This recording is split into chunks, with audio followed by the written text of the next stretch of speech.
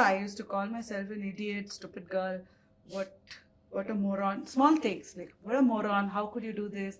And then someone, I think it is my daughter, who said this to me. She said, if you can't talk to me like that, you shouldn't be talking to yourself like that. Yeah.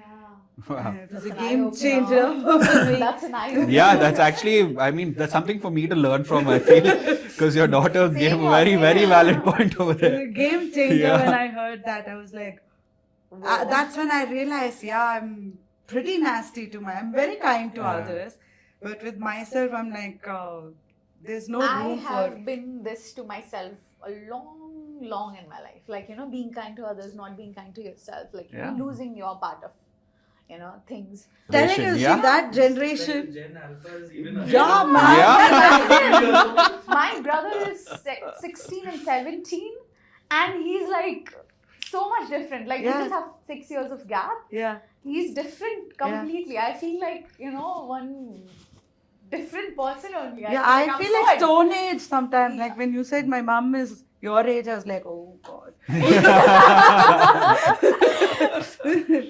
But you're still trying to figure out. It's always on the, there's this one say that says you're always on to becoming. Yeah. So never stop yourself. Why are you putting yourself into a raid of like, okay, I'm this at this age, what? There's no race. Yeah. You are your own race. Yeah. Another thing that I have identified about the younger people is that they, for example, like let's say just a random scrolling through Instagram, right? Like you get so much access to advice and information, and whether it may be career, personal, your interest, your hobby, whatever it may be, so much access is so easily available to us that you learn much faster. For us, our traditional education was the school, the college, and internet was just coming up at that time. And while at least by the time I was in school, it was just coming up. So our access to information and education was limited to your school, college, teachers, friends, and whatever you go for, classes.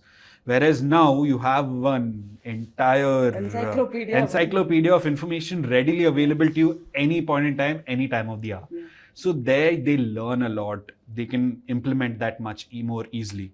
A small example is, let's say our generation or an elder generation, how open would they be to go to a psychologist for any kind of an issue that they're facing?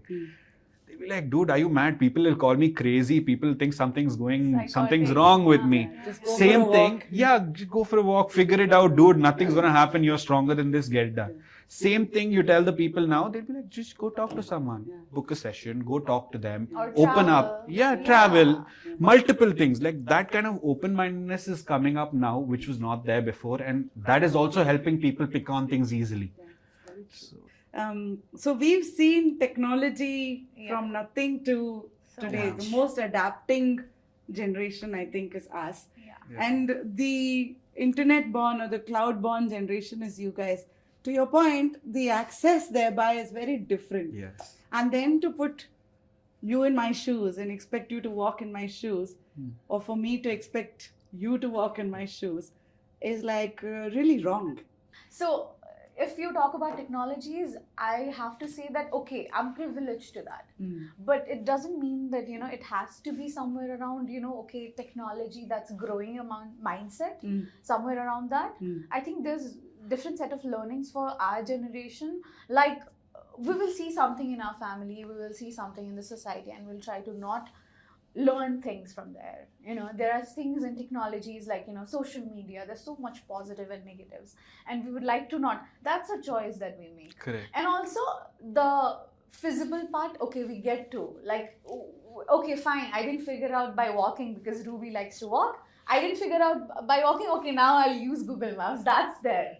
So the growing part, like how you said, the podcast, the people that they are watching, for me, podcast is really a safe, bubble that I get into whenever I feel like leaning on informations.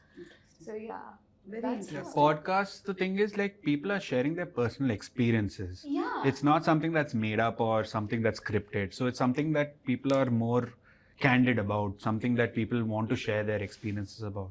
So that way, Yeah, And definitely also, helps. there's so much of pros and cons for my generation, because your generation has already done booming in any infrastructure that we say, that we might say. Like, you know, you are 48 and you're doing podcast, right? So, you know, I think for us, it's like so easy to copy. There's no innovation like that, how it had in your generation, so that we could fetch it.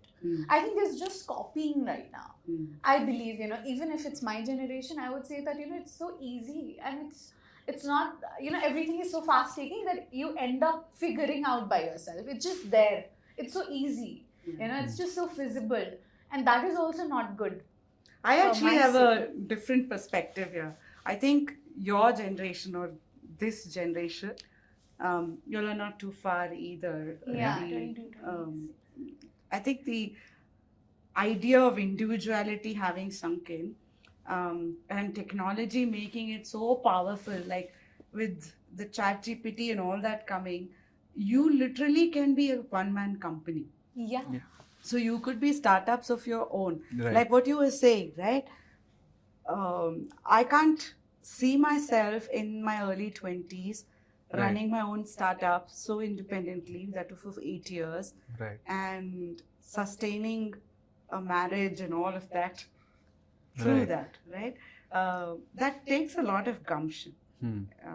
And today, I think as youngsters, like the other day we were talking, you just need to know what your power within is, what skills you need to polish, Correct. and what you want to offer. There's enough technology to support you, tools. It's Yeah. a means of to an end, so that you can use to become a company of your own. You don't even need anybody else. And that's the power the net and tech has actually provided, when compared to my generation. Traditionally, it's not that you need to have a full-fledged business with 500,000 people working with you anymore to do well. It's just one person with the right contacts can do equally well Right? now Yeah. as well.